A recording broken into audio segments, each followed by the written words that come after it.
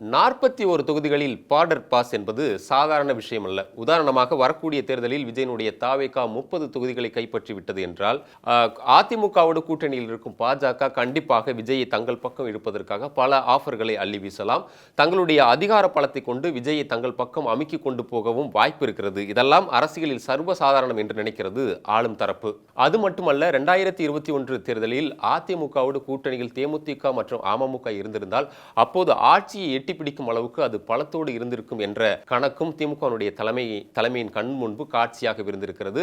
அதே சமயம் தற்போது அதிமுக கூட்டணி வீக்காக இருந்தாலும் கூட அதனால் அதிகமாக பயன்பெற போவது திமுக அல்ல, தாவேகா என்றுதான் திமுகவினுடைய அரசியல் ஆலோசனை வீக நிறுவனங்கள் எல்லாம் எச்சரிக்கை விடுத்திருக்கிறதாம். அது மட்டும் இல்லாமல் வரக்கூடிய தேர்தலில் குறிப்பாக திமுகவிற்கு சாதகமாக புதிய வாக்காளர்களோ இளைஞர்களோ இளம்பெண்கள் அவர்களுடைய வாக்குகளோ இருக்க போவதில்லை. அவர்களுடைய வாக்குகள் பெரும்பாலும் சீமான் மற்றும் விஜய் பக்கம் செல்லவே வாய்ப்பு இருப்பதாகவும் அந்நிறுவனங்கள் ஆளும் தரப்புக்கு எச்சரிக்கை விடுத்திருக்கிறது. இதனால் தேர்தலில் வெற்றிக்கு ஒவ்வொரு வாக்கும் முக்கியம் என்பதால் அதை குறிவைத்து தங்களுடைய வியூகங்களை அமைக்க துவங்கி இருக்கிறது திமுக.